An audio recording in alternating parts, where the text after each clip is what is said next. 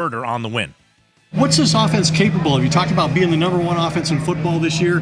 You think you're headed in that direction? I think we definitely are. I think this offense is capable of anything.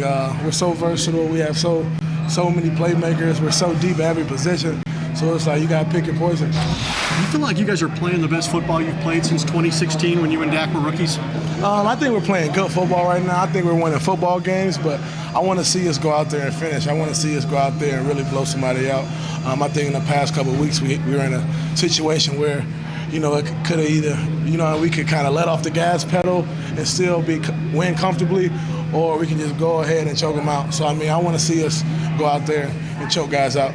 All right. I figured Dallas was the better football team here. I mentioned the Panthers didn't. The one win they had was the Saints, and the Saints had COVID in the coaching staff, offensive coaching staff. But Key, this game was kind of billed as the Cowboys' offense versus the Panthers' defense, and the Cowboys' offense won.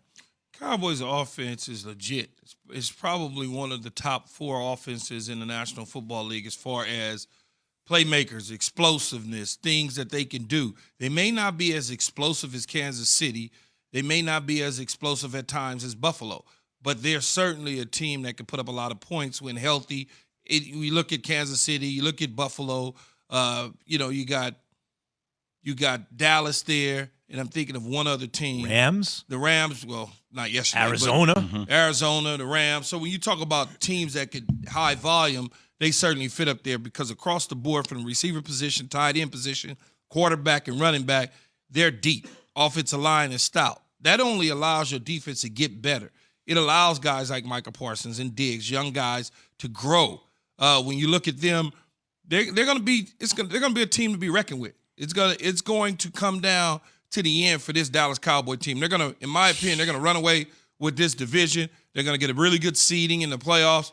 And they're going to be one of those teams that people who were sitting around waiting for the bottom to fall out over the last couple of years are going to probably have to eat their words. They're going to move the goalposts on them and say, they only made it to the divisional round. They didn't make it to the championship. You know how that goes. Mm-hmm. And then they make it to the championship game. They didn't make it to the Super Bowl.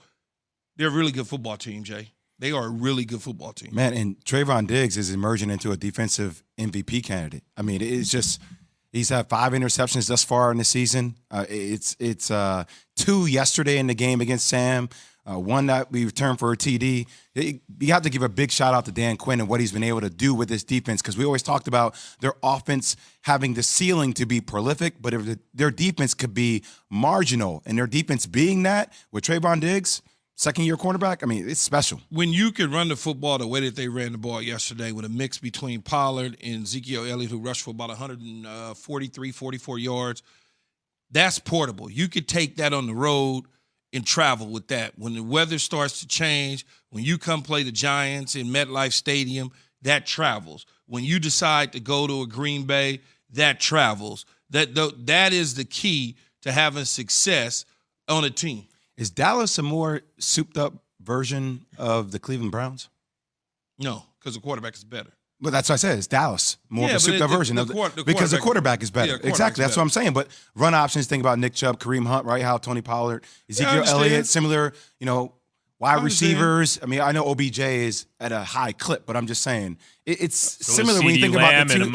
It's different. It's similar when you think about the two teams, though. Yeah, they are similar, but I think Dallas might be slightly better. Yeah, that's what I said. I think slightly better version of Cleveland. Yeah. Slightly better. I think it'll be interesting to see if they were to play each other again this year, unlike a year ago, 2 years ago. Was it last year or 2 years ago? I think it was 2 years ago. One? Cleveland played Dallas. I think it was 2 years ago they played them. It's a different team than what Cleveland saw a year ago, early in the season before OBJ got hurt. It's a different team. If you look at that, maybe Cleveland actually has a better O-line now, but if you look at Dallas, where's the weakness when you see Dak has elevated himself now? He was ascending. He was trending in that direction. He's an elite quarterback now. Like I use it, he was always elite, but elite being top 10 or whatever that number is, he's on another level now. You can put him top 5. Quarterback. You got an offensive line where they've been banged up in recent years. You got depth at running back. You have much more depth at receiver than Cleveland does. You have a tight end now. Your defense got better, and you got a playmaker in the middle of the defense in the front seven. Like they're loaded. Yeah, Dallas Cowboys are loaded. Dallas is a good football team with good coaching staff now.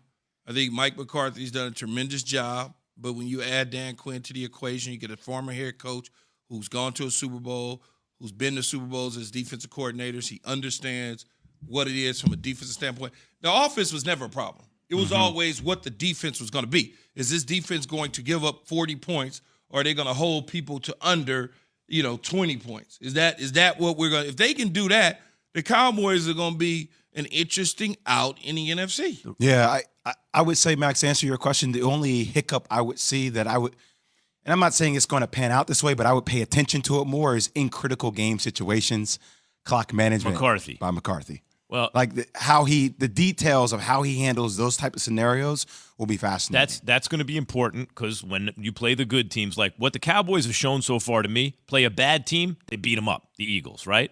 Play a solid team, they win by 2 scores, give or take, the Panthers.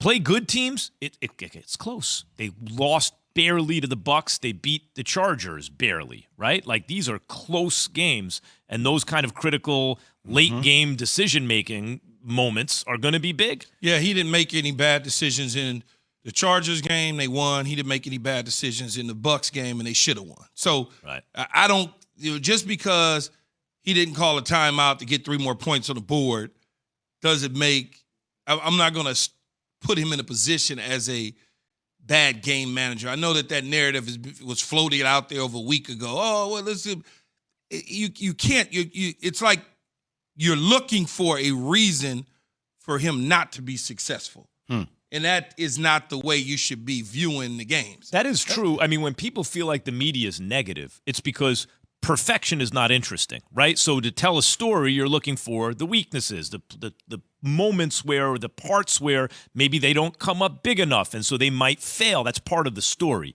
So when we look at a team like the Cowboys that are loaded and are playing better on defense, we are looking for reasons that, maybe it won't work out. And Mike McCarthy's clock management so far is one thing that's been identified. Well, I never said that he was a bad game manager. I just think it's something that as the season progresses and if Dallas continues to get closer to their ceiling when the games are close, there will be a heightened sense of awareness around what's actually occurring in those moments on Mike McCarthy. That's all. Zeke's 46-yard rush in the third quarter was his longest since 2016, his rookie season, and third longest of his career.